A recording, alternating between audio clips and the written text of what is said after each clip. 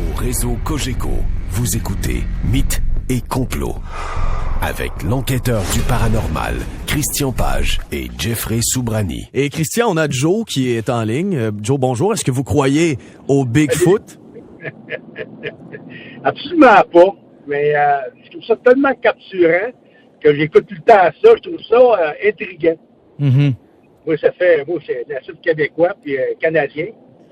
Puis c'était fait une histoire qui est intéressante. Puis Christian Page, je le trouve tellement extraordinaire on va dire ça, des affaires impossibles. Là. Merci. Mais c'est merveilleux. Je trouve ça... non, je ne crée pas à ça. Moi, je suis un genre de gars qui m'a créé à ça quand on va avoir des preuves, qu'on va trouver des ossements, comme vous avez parlé tantôt, des ossements qu'ils ont trouvés peut-être en Chine ou des genres de choses de même. Oui, oui. Mais c'est quand même... c'est beau pour les enfants. Je trouve ça, j'aime bien ça. J'aime ça, mais je ne crée pas à ça. Ben, merci beaucoup, Joe, d'avoir appelé. Merci, Joe. Oui. Ça fait des bons films, de la bonne littérature aussi, ça fait vendre, mais vous allez aimer, Joe, le prochain bloc, le bloc actuel, parce que justement, on va aborder les preuves. Les preuves, justement, Joe dit, je vais le croire quand on aura des preuves, et lorsque l'on parle du Bigfoot, le Sasquatch, peu importe, puis là, on va essayer de se concentrer sur la partie nord-américaine.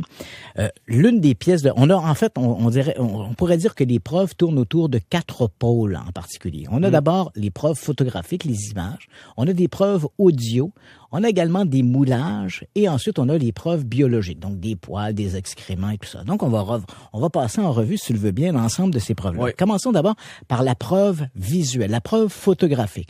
Et là, évidemment, on frappe fort parce que c'est la pièce de résistance. Pour les gens qui nous écoutent, si ces gens-là s'intéressent de près ou de loin aux histoires du Bigfoot ou du Sasquatch, ils ont tous vu le film qu'on appelle le film Patterson-Gimlin. C'est un petit film de 59 secondes. Les gens qui nous écoutent, qui ne savent pas de quoi on parle, simplement prendre votre moteur de recherche, taper simplement Bigfoot et Patterson avec 2 T et vous allez vite tomber sur ces images. Donc, je te rappelle un peu le contexte dans lequel on va tourner ces images-là, parce que c'est vrai qu'elles ont été tournées le 20 octobre 1967. On est donc aujourd'hui 50 ans plus tard et le film est toujours au centre d'une controverse. Donc, je te rappelle un peu les événements. Nous sommes en 1967, on est en septembre 1967. On vient de découvrir dans le nord de la Californie un endroit qui s'appelle à Blue Creek Mountain. Les médias, les journaux parlent qu'on a trouvé des empreintes de poches géantes que l'on associe au Sasquatch ou au Bigfoot. Et il y a à Yakima, dans l'État de Washington, un type qui s'appelle Roger Patterson. Patterson est un magouilleur de première. J'irais pas jusqu'à dire un escroc, mais c'est un magouilleur. Mais il s'intéresse réellement au Sasquatch. Hein? Dès qu'il y a une gamique, pour utiliser une expression québécoise, là, dès qu'il y a une gamique pour faire de l'argent, Patterson est là. Mais il s'intéresse au Bigfoot, au Sasquatch. En 1966, il a même publié un petit ouvrage à compte d'auteur qui s'intitulait « Est-ce que l'abominable homme des neiges de l'Amérique existe? Do Abominable Snowman of America do exist? » Donc, il publie ce petit ouvrage-là à compte d'auteur. Il y croit. Et il est convaincu qu'à un moment donné, il va faire fortune avec ça. Et là, lorsqu'il entend parler de ces histoires d'empreintes qui a été découvertes à Blue Creek Mountain, ce Roger Patterson, je le rappelle, un magouilleur de première. L'ambition de faire fortune. L'ambition de faire fortune raconte autour de lui qu'il a justement l'intention de faire un petit documentaire sur le Sasquatch, qui va vendre ça, qui va faire du fric avec ça. Donc, il entend parler de cette découverte d'empreintes. Il décide de louer une caméra 16 mm. Et là, il va demander à une connaissance. Ce n'est pas un ami vraiment, une connaissance. Un type qui s'appelle Robert Gimlin. Lui, ce type, Robert Gimlin, qui habite également à Yakima, lui, est tout à fait l'inverse de Roger Patterson. C'est un individu qui n'a absolument rien à se reprocher. Tout le monde pourrait sa parole, c'est quasiment parole d'évangile, comme on dit par ici. Là. Tu vois, donc, ce Robert Gimlin est un type au-dessus de tout soupçon. Ce Robert Gimlin est un sang mélangé, un métis. Il est bien connu pour sa façon de traquer des animaux en forêt. Et ce Robert Gimlin a des chevaux. Alors, ce Roger Patterson s'en va le voir. Il dit à Bob Gimlin, est-ce que tu veux m'accompagner? On va aller essayer de voir pour filmer le Bigfoot, faire un truc là-dessus. Donc, nos deux bonhommes partent. Ils arrivent dans la région à la mi-octobre 1967. Ils vont décharger, ils ont une camionnette avec un équipement de tournage, etc. En fait, ils ont simplement une 16 un caméra déguisement. 16 on pourrait. Donc, on transporte 2 chevaux avec nous. Donc, on défait les chevaux et ils entreprennent de patrouiller le secteur à dos de cheval.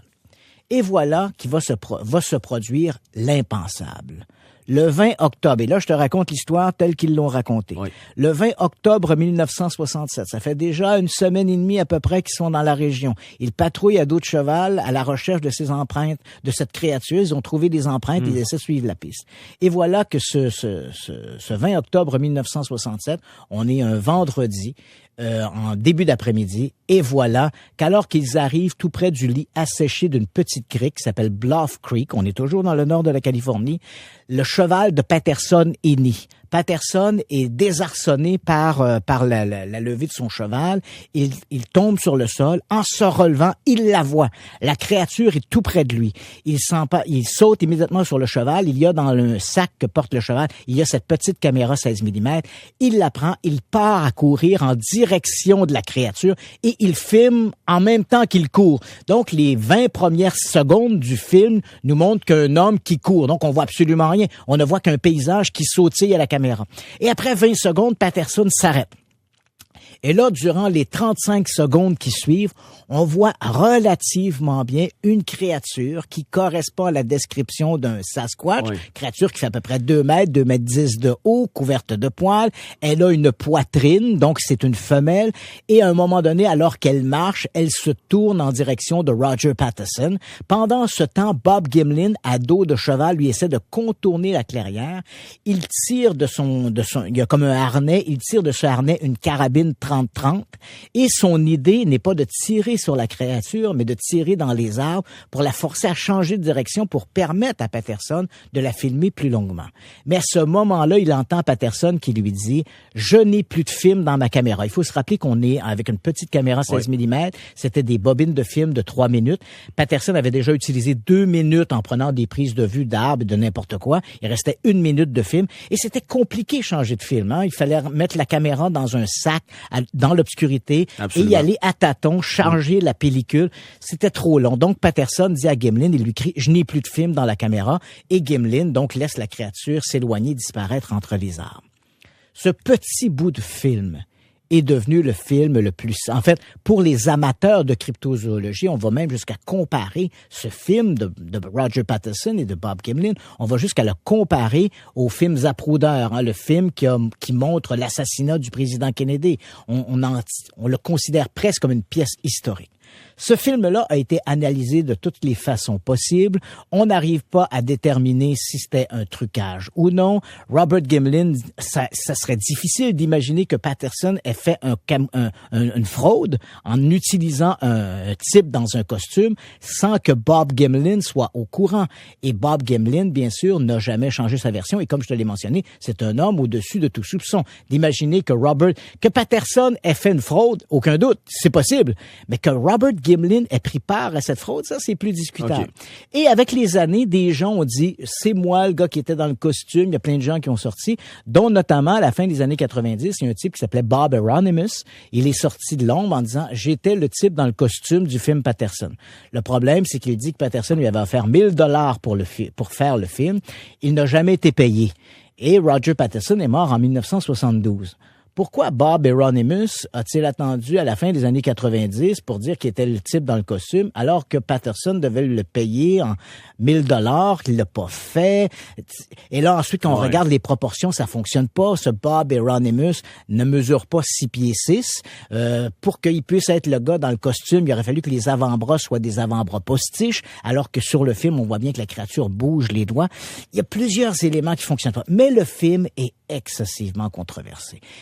Et une des grandes raisons pourquoi il est très controversé, c'est pourquoi est-ce qu'on n'a pas d'autres images? C'est-à-dire que Roger Patterson tourne ce film en 1967 avec une pellicule 16 mm, alors qu'aujourd'hui, et c'était compliqué à l'époque dans les années 60 de filmer ou de photographier. Il fallait avoir la pellicule, le bon appareil, etc.